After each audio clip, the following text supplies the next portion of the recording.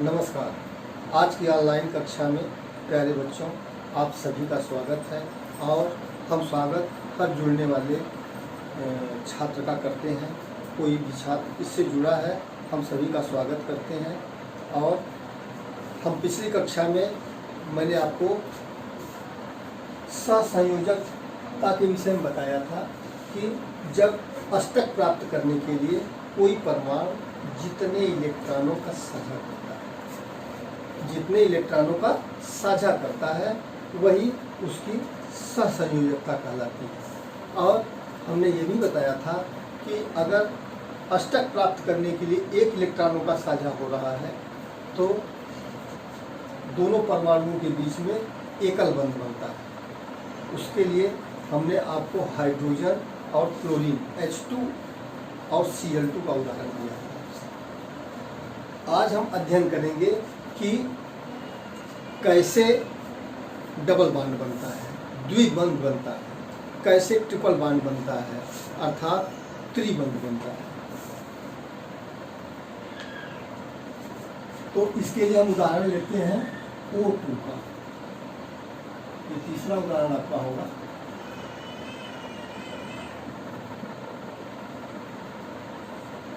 तो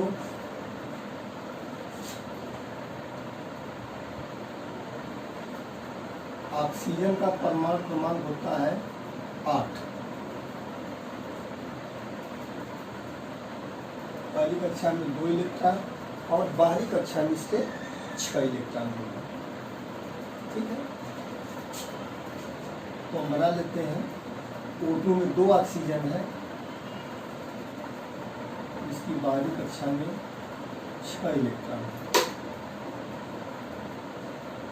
उसी तरह से दूसरे ऑक्सीजन के पास भी यही स्थिति होगी, 6 इलेक्ट्रॉन इसके पास, 6 इलेक्ट्रॉन इसके पास।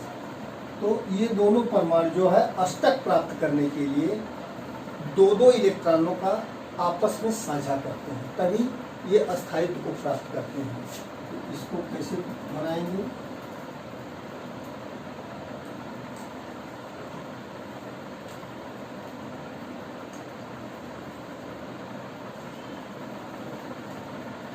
ये ऑक्सीजन ये हो गया, ये ऑक्सीजन ये हो गया। 2 इलेक्ट्रॉन बाएं वाले ने दिया साझे में और 2 इलेक्ट्रॉन दाहिने वाले ने दिया साझे में।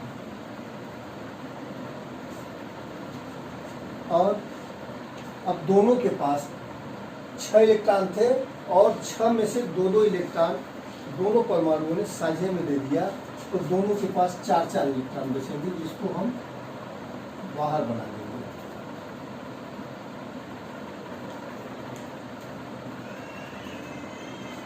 देखिए अब दोनों के अष्टक पूरा हो जा रहे हैं। बाएं वाले ऑक्सीजन को देखते हैं, 1 2 3 4 5 6 7 और 8।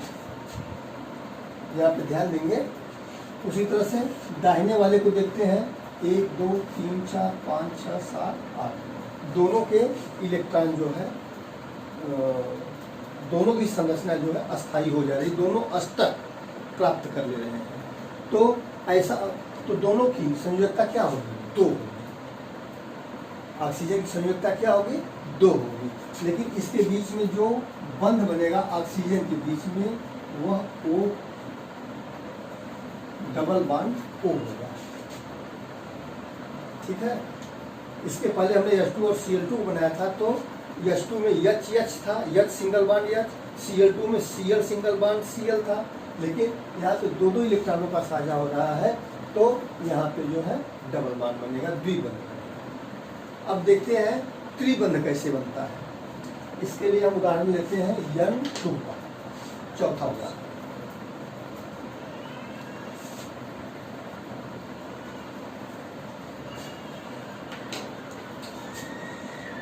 चौथा उदाहरण N2 नाइट्रोजन।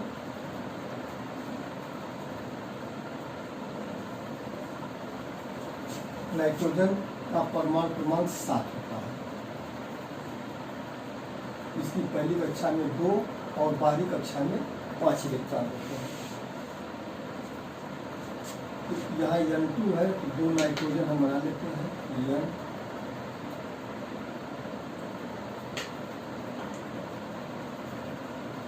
ये 5 में से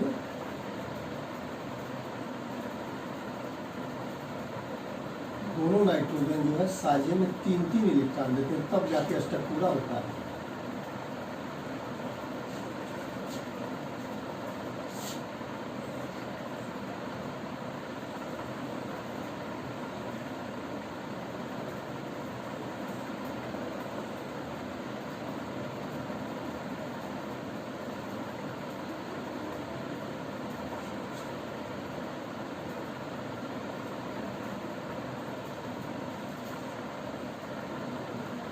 तीन इलेक्ट्रॉन एक नाइट्रोजन का, 3 इलेक्ट्रॉन दूसरे नाइट्रोजन का।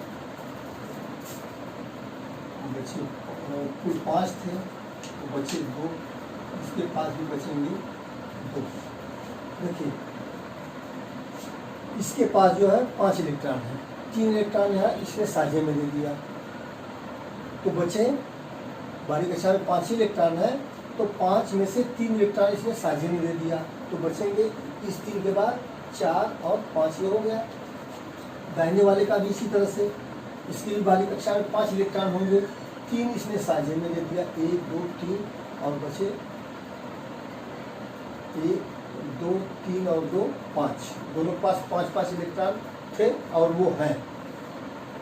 लेकिन अब इनको अष्टक प्राप्त करना है, तो ये 3-3 इलेक्ट्रॉनों का साझा करेंगे, तब जाके अष्टक पूर्ण होगा।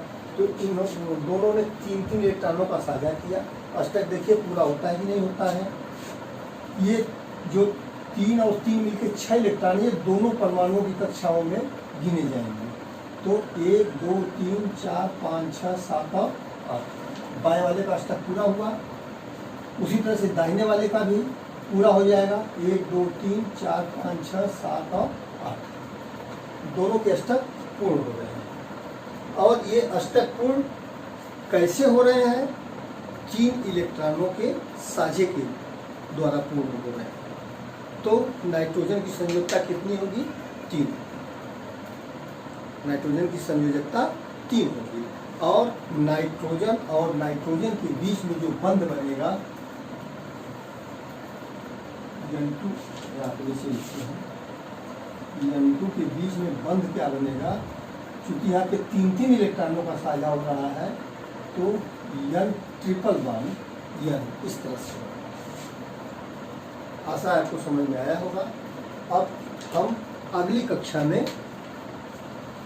कार्बन कैसे सहसंयोजी बंध बनाता है उसके विषय में चर्चा करेंगे। आशा है आप घर पे स्वस्थ होंगे और अध्ययन कर रहे होंगे। इन्हीं कामनाओं के साथ हम अपनी कक्षा को यहीं पर ब्रेक देते हैं, फिर अगली कक्षा में आपसे मिलेंगे। तब तक के लिए धन्यवाद।